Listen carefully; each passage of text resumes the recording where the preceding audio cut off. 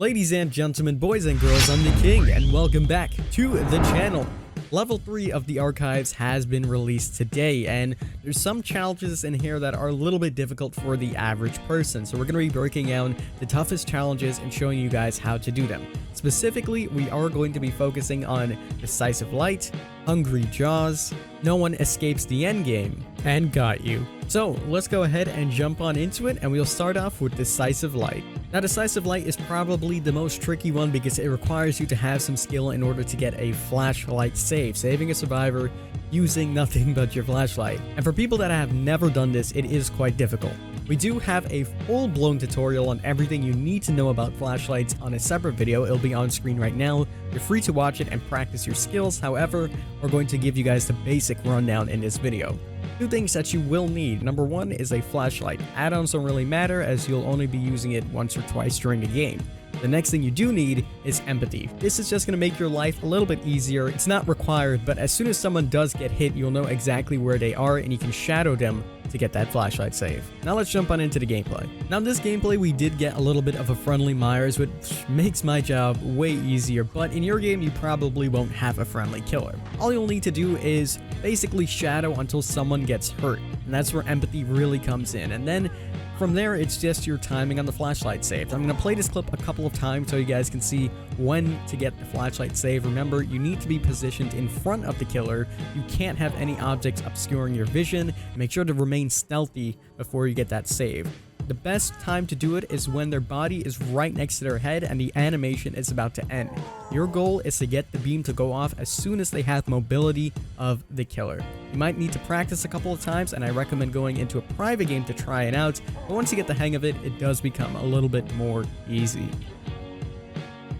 Hungry Jaws is next on the list, and this is probably one of the most difficult ones. Even myself as a trapper main, I'm gonna have a little bit of a difficult time doing this. Now there's many things that you can do in this scenario and many add-ons that you can run that can help you. First of all, anything that will give you extra bear traps is going to be very beneficial. Run those. In fact, you can even stack them if you like, but for my case, I'm not going to be doing that. Instead, I'm going to run setting tools just to place my traps a little bit faster. It's not required. The best thing you can run is a stitched bag.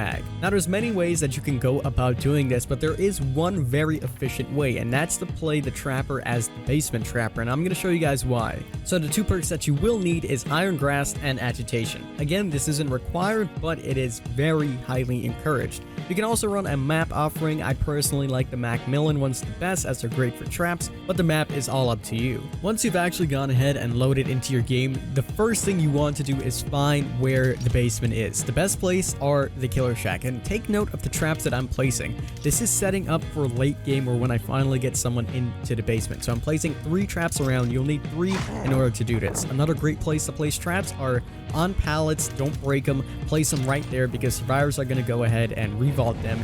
And you can also put them on these tricky places to catch some unsuspecting loopers.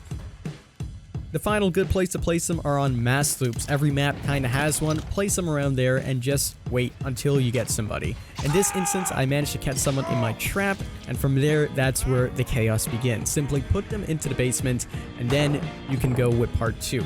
If someone drops a killer shack pallet as well, do not break it, as that is super beneficial to your health. From here, all you need to do is block off every entrance. You can place traps really quick. That's why I ran to setting tools to get some unsuspecting people that are running out of the basement. From here, just rinse and repeat and start placing traps on every side. Place one inside if they decide to drop the killer shack pallet. Place one inside of the window as they can't disarm it unless they're inside of the killer shack. And finally, place one on the only entrance that they have on the main entrance of the killer shack. Once you've done that, wait for people to disarm your traps. Simply go back and reset them. As you can see, Bill also got caught on an unsuspecting trap at the loop. Here is Bill getting caught in a trap again. And then, as I said, just rinse and repeat the process, so anybody that does decide to come and save will basically get trapped in there, and there's literally nothing they can do unless they have the perk Dead Hard. Rinse and repeat the process, and try to get someone in the basement at all times. If not, you can also rely on the other traps that are set around the map, and that should be able to get you your next archive challenge. Next on the list is the Killer Challenge Got You, and this will probably take you a couple of attempts just because it could be very difficult in order to do this, as you need to be a stealthy killer. Now for this, you have two viable options of what to do. You have Ghostface and you have Myers. The best way to do it is to play Scratch Mirrored Myers on the game or the Memorial Institute. In order to play Scratch Mirror Myers, all you'll need is the Scratched Mirror, the Dead Rabbit, and Monitor and Abuse. This will allow you to stalk through the walls and find where the survivors are to pull them off the generators. This coordinates is also a good perk, as you will know where some of the survivors are. And again, as I said, Memorial Institute is a great place to go for this, so let's jump on into the game. So all you'll need to do throughout this match is essentially just stalk through walls and find someone working on a gen or unhooking someone. The best thing to do is to find someone that's working on a gen, sneak up on them, and then grab them. I did say in the beginning it might take a couple games, because as soon as you grab someone, chances are they're going to be a little bit more aware of their surroundings and you won't get the opportunity to do it again. This one just takes a little bit of time, but running Scratch Mirror Myers is probably the easiest way you can do it, right next to playing as Ghostface or any other stealthy killer like the Pig.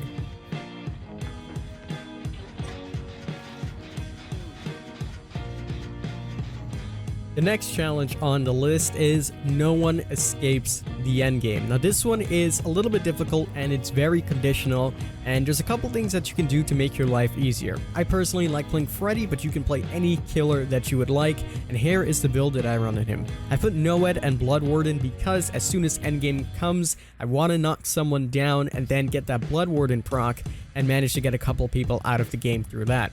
Now keep in mind, you don't want to run any gen regression perks. You don't want to run Pop Goes the Weasel or Ruin, because you want the game to go as quick as possible so you can get to the end game collapse, and after that it's just all up to you and the survivors.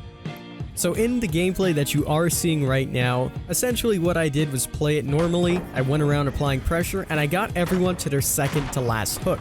As you can see in the bottom, 2 people just got up with adrenaline. My original plan, and what you can try doing, is slugging people when there's 1 generator left. That way, when it's finally popped, you can just go and open the exit gate, hook them, and trigger Blood Warden. In this case, I wasn't so lucky as they both had adrenaline. However, one of the survivors, the Nancy in this case, made a silly mistake and I was able to actually hit her. Once you get the person down, all you need to do is open the nearest exit gate. You want to do this so you can trigger Blood Warden, that way anybody left in the area will die. Now hooking Nancy is pretty much a guaranteed kill if anybody tries to go and save her, and lucky for me, Barbecue came in clutch here and I seen the 2 people all the way in the back of the map just doing whatever, so it's quite easy to just go to them and kill them. The good part is, as I said, I got them all to their final life. That way it ensures that nobody can Kobe off the hook and nobody can get a save with borrowed time or anything like that.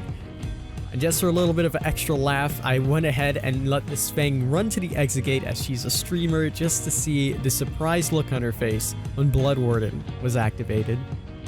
After that, hook up the survivors and you would more than likely get 2 if you got that Blood Warden to be triggered, and you should be done with this challenge.